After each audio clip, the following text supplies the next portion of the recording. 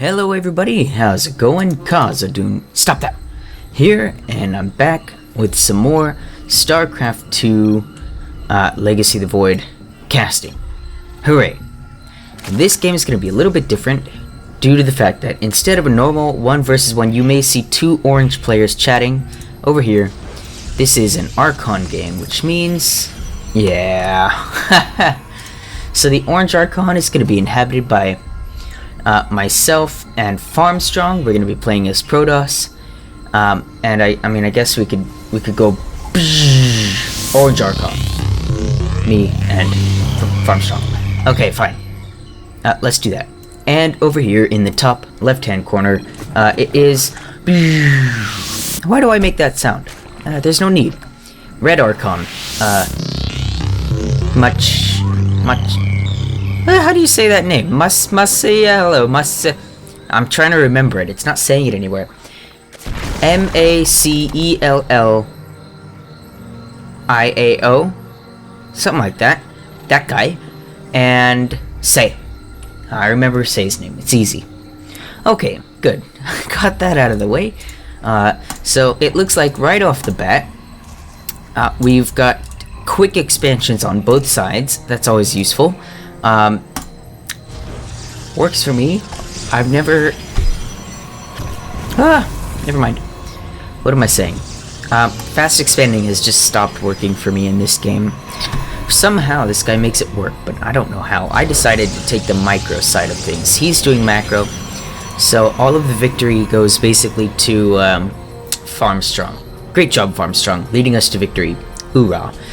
And then on the other side of things, I honestly don't know who is supposed to be macroing and who's microing. I can't make that distinction because I can't even see their names.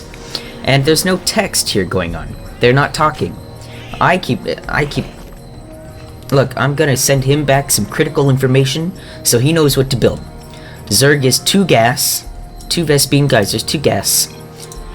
And he's saying, what do you think? Banelings and Expo. Boom. There it is. And I'm going to check around here to see if he's got a fast third. Nope, not a quick third expansion, but a lot of times you will see that. Pretty early spawning pool. It was almost done by the time I came and scouted it. That's fairly quick. Meanwhile, back at our base. Oh, watch out, Overlord. Get out of here. Nobody wants you. You're ugly. You're nasty.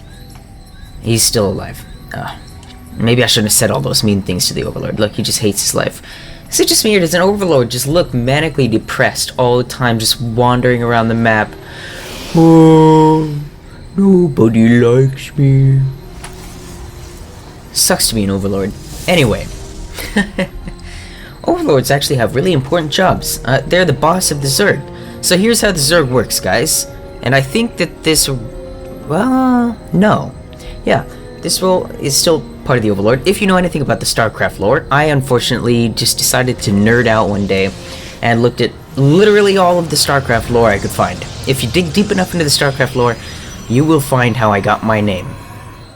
Anyway, I guess I should cast this game, but before I do that, I want to just quick point out the role of the Overlord. Now, I don't know if anybody knows this, but when you play Zerg, you get an Overlord that allows the Zerg to get more supplies. So that's why they've got Overlords, in case anybody was wondering.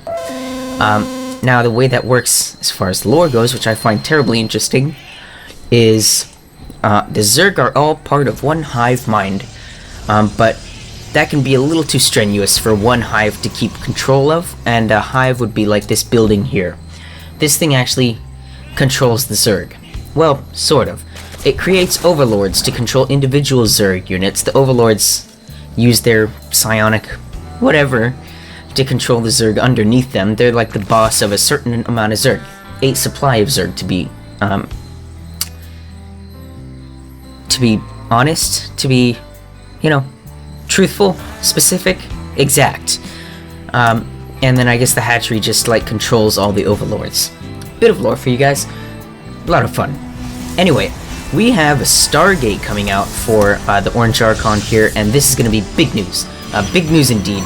As you will see soon enough, it's going to lead us into something very cool. A nice, brand new, never before seen unit overview. Or should I call it unit introduction?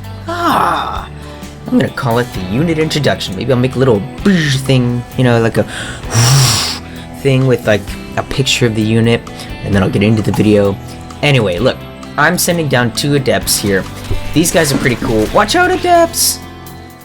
Okay, good. Look, they're chasing the shades. That's the wrong thing to do, Zerglings. Stupid Zerglings, don't you know? Oh shoot, wait. Guys, I have missed something. Guys, I'm sorry. I got 9 worker kills while I was talking about the Overlord with those 2 adepts. I thought I didn't miss it, but I totally did. And I didn't see any tech buildings like a Roach Warren or Hydralisk Den or anything like that. But look, Banelings and Roaches are coming up, which is big news. So, because the rest of the game is, you know what? Let's go back. Sorry, guys. It's very cool micro. This was embarrassing. What's this? What am I looking at here? Okay, look, adepts are made. We're moving them out. Maybe instead of talking about overlords, I should be talking about the game. Fine, let's do that. But now that you know that little bit of information, aren't you glad you know that? Aren't you glad your head is filled with that knowledge? I certainly was when I found it out. I might be the only one. Alright, so, what I'm gonna do here, what we're gonna do, Orange Archon is gonna do. I'm gonna start referring to myself in third person for these games so I don't only focus on myself. We're gonna come in here with these adepts. Now, these phase things are so cool. As you can see, self-evidently. Oh, look, takes only 2 shots to kill a drone. Boom. 1, 2, that's 2 drones, 3 drones, 4 drones. Look, I'm gonna try to get them out of there as quickly as I can. Once their shields go down, you basically want them to stop taking damage at that point. And we get, so we're at 4 drones. Obviously, I mean, ultimately we end up getting 9 drones with these guys being very cost efficient. 5, 6, 7, 9. I forgot about a couple in there, I guess. Yeah. Alright, fine. Whatever. So anyway, what else is coming up for us? We got a Stargate, another expansion is coming down, which is going to help us get even better income, which is now quite ahead already, just on these 2 bases. Thanks to all them drone kills. That helps a lot. So now I'm going to say, I didn't see no tech, boss. What do you think we should do about that? But immediately afterwards, he goes down and, like right on cue. Right on cue. Didn't see any tech. Bam, tech. There it is. Take that. Alright, so this guy's going down, and I'm kind of just waiting. Here it is, the Oracle. And an Observer. Bam! So an Observer I'm going to use to just kind of scout around to make sure. I'm actually, for a lot of the time, I'm going to park the Observer here. That way, when his forces move out, I'll know about it. See? Look, there's my happy little dip. I'm going to see if I can... Right now, I'm not even going to use him to try to get any drone kills. We're just going to see what we can see. So I see Baneling Nest, Roach Warren, and that right there is all I needed from the adept. See? Roachbane. Okay. He now knows what to make. Perfect. Meanwhile, we got Zerg getting his 3rd up, but it's a little bit later than ours. Actually, significantly later. Oh my god, look at this. Oh, Hillshire Farms. Great job. I forgot your name. I know it had something to do with farms. Okay, and here's the Oracle. Guys, before anything happens, let's give you guys a quick rundown of the Oracle. The Oracle is a light Protoss spellcaster unit used for harassment. It has 3 abilities it can make use of to disrupt the enemy in different ways. The first ability is a laser beam that does high damage to light units. This ability is perfect for taking out workers, especially in the early game before the enemy has much anti-air. The second ability lays down a stasis ward, which traps a group of ground units for 21 seconds. During this time, the units cannot be attacked. The third ability reveals all units where the user casts, including cloaked units. They remain visible to the player for 43 seconds. Alright, now that we know what the Oracle does, that makes me happy. So, I'm gonna come in here and poke around at the Oracle, see if we can get even more drone kills, without, of course, sacrificing the Oracle to this queen. It's the most important thing. Here we go. And we get 1. 1, 2, 3. 3 kills. Okay, fine. 3 kills. And we're gonna back out. Gravatic drive is being researched. This speeds up the movement speed of the warp prism. The warp prism is like it's a transport ship for the Protoss. It has some cool abilities. But all you need to know, whoopsie-daisy, is that it speeds up the warp prism, which is very useful for some very cool things. So now at this point, it looks like there it is. Another expansion's going down. This guy's so good. And I'm scouting this out, so I see this third here. And I'm going to just park this guy here and wait for the army. Now, it is interesting to note, I just, you know, oh god, oh, this is the coolest thing. Look at this, watch this, bam! Now, what's your income at? Huh? Look at that. It's 300, 400, about 400 less now, just thanks to that one stasis. And, of course, you have to laugh about a thing like that, because it's just too good. So that actually does quite a lot of damage, because drones will stack up on these mineral lines here, and you can get a lot at once. What is going on with my voice? Does anybody else get like I don't know what it is, I don't know what the heck it is, but every once in a while, like my throat will try to pretend like it's a frog throat and try to expand for no reason, and then it makes me talk weird. I'm afraid it'll make me talk like this, and I don't like that. I don't want to sound like that at all. So I stopped talking, leaving my commentary much to be desired. Or I guess leaving much to be desired from my commentary. Let's see what we can do with this oracle once again. We're going to use it to scout it out. Scout it all out. These are the lasers I can't do without. Come on. I'm blasting you down. Alright, that's enough of that. We're done doing that. So we got a few more kills. Ultimately, 15 worker kills. That does help a lot. But actually, Zerg is ahead. How? Well, I mean, this one's not really mining. We do have a few drones, or probes coming on down here. Let's see what things are, what's going on our side of the map here. We got some Immortals coming out, specifically to deal with those roaches, and Banelings as well. Ooh, another, oh, I just saw it. Oh, take that, and now where is it gonna be? Look, and this Oracle still gets out of there. Look at that, he just can't get a break. Look, it's going down. Alright, so a random Void Ray, which I don't really approve of or use very much. And look, all the High Templar in the world, under my command. I see that he's got 3 Evolution Chambers, specifically for getting very fast upgrades. So he may want to build, like, another Forge. Oh look, he's Chrono Boosting now, and actually, we may see another Forge go down. He's building 2 more Stargates. Not a bad idea. We'll see why. And I say Hydralisks, possibly Lurkers, because much like Smoke and Fire, where there are Hydralisks, there are Lurkers. Lately, at least, in Legacy of the Void. So, now we're making the Archons, and we're gonna get ready to do the first major attack. I think the harassment has been pretty good, set the opponent back quite a bit, but actually he's been able to really come back strong. He's not even mining from this base. I don't know how he's done it. Jeez, how many? 72? Wait, we've got more probes, and our income is still less? How is this done? That don't make no sense. I'm not sure how that works. Whatever. Alright. Anyway, it's been really nice having this entire watchtower. These watchtowers are great. As you can see, we can see all of this around us, and this is actually big news bears. Big news bears. This is big news. Because if an army decides to come through here, we get to see that, and we get to prepare for it before they even get here, which is quite useful. So, he's getting us a couple of stalkers. He's getting us a couple of zealots, and actually, I just now realized, not a single stalker has been built. That's amazing. This guy knows the game way better than me, because I just rely so heavily on blink stalkers. This guy's so good.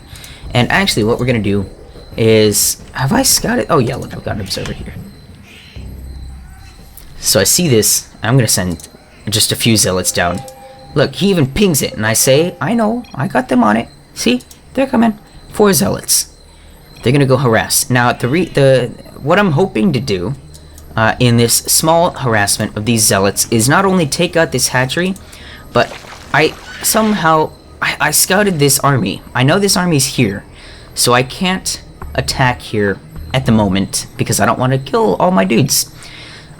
See, I'll attack when he respawns. So I'm gonna send these guys down. He's going to move his guys to defend it because that's just how he do. Look at this. And Templar for Storm is over. So now I have storms, and here comes these Hydralisks and the entire army, and I see my chance. Here it comes. I had my observer parked right here just to see it. And look.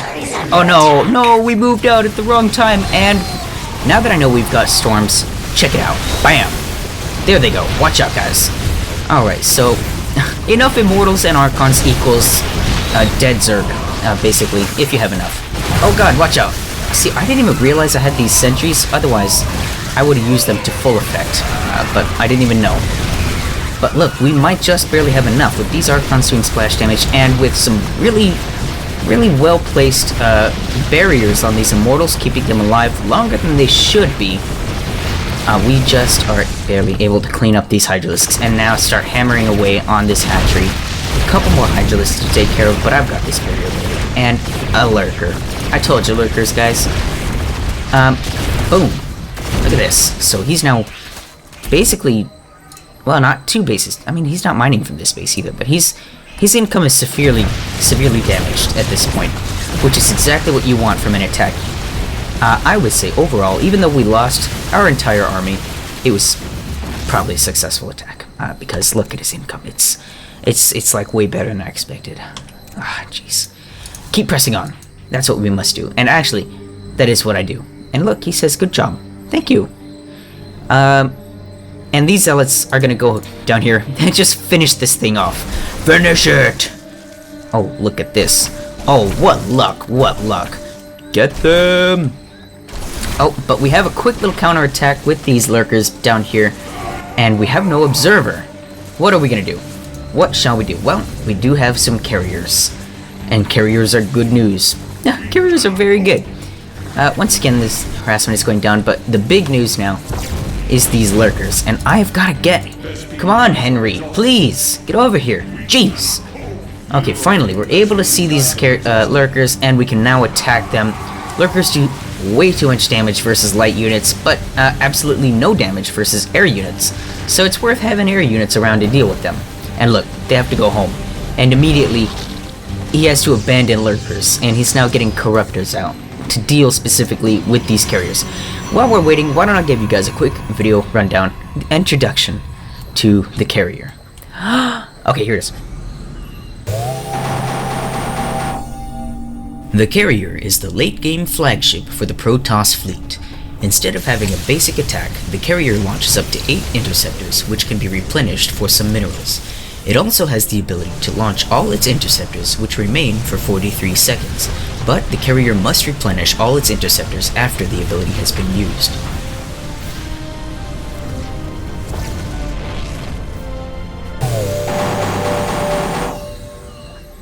Okay, that was a quick introduction. Okay, good. It's always weird sitting here for like a couple seconds and then saying, okay, that's enough time. That was a good introduction. So now at this point, he's gonna try to rebuild furiously because, oh, okay, looks like we did do the trick. Wow. Yeah, it's because we killed all those drones, guys. How many worker kills have we got? Oh my god, 23. Wow. 64 drones, but they're all right there. Yeah. Sucks to be them. And wow, he's really stuck. He didn't even rebuild this until recently. And he's having to way long distance mine. Whoa, really long distance mine from this expansion here. Look at this, they gotta go from here back to here. And look, I just happen to suspect he might have something here, and I scout it out, and I take it out, and all is well in the universe. Bam. there it is. And why not? Let's just get some Archons, because he's gonna have a response for these carriers by now. And here it is, the Corruptors at this point. And these Corruptors are extremely strong against carriers, but not so strong against Archons, because they can't actually hit the ground. So the trick is going to be to try to get these Corruptors around the Archons to hit these carriers, and for me to keep these Archons as close to the Corruptors as possible. Look, a little bit of Miss Micro here. I meant to send my Archons this way. My Archons get distracted by these roaches. It should be the other way around. My carriers go over here, my Archons go over here. Look at this. A good storm, though, on those Corruptors, forces them away. And, oh no, watch out for those Mutalisks! Mutalisks are really bad against Archons. Archons have this thing called splash damage, by, just so you know. Oh, they're just like all the Mutalisks. Oh my god, no! And I'm launching the Interceptors, and I back away immediately. Look at that. I've done what I need to do. Look at this. They're gonna sit there, and watch out. Oh, look, this little... look at him go! Wee! Woo! Woo! Can't catch me! Woo! Watch out. Ooh. Whoa. Oh, I've never seen that. Alright, anyway. These Interceptors, just kind of being annoying, not doing a ton of damage, but it's fine with me. They'll be used to much greater effect later on in the game. So, not a ton of damage being dealt here, and actually his income is back, if you can believe it, but I would say probably not for long, because he's going to be running out of minerals fairly soon. He has yet to put an expansion down here. What's going on here? Are there two people working this or not? Certainly there are. So we're just going to be continuing to build up our forces. Look, we've even got Colossi coming out at this point. We're so far ahead. At least that's how we feel at this time. But, you know, he could always have expansions that we know nothing about. Which is totally possible, you know. So once again, we're going to go down here. I pretty much assume he's rebuilt this by now. I didn't realize he had just rebuilt it, but there it is. Red Archon, really on top of his game today. I feel like I'm sort of running out of things to talk about. I'm going to try to end the game here. Hillshire Farms man has done a fantastic job. Oh, my carrier's really out of position. Okay, well, we've launched a few Interceptors to make those Hydralisks... Oh, no. To have those Hydralisks deal with it, and oh my god, wow, that is one brave Templar. He walked right up and stormed like a G. Smart. Alright, he didn't even get killed or anything. Wow. Launching a few more Interceptors, and this Colossus is going to save the day. And that'll basically do the trick. Wow. Oh man, I love when Zerg armies explode. It's so poetic. For great justice, I say, because I'm commencing the attack to end the game. Here it comes. Bam. 3 swarms of Interceptors are basically going to stay here. How long does that stay there for? Anyway, it stays there for 43 real-time seconds. That's a lot of drone kills if they're going to keep trying to long-distance mine. Drones. This may not be the smartest. Drones! Oh well.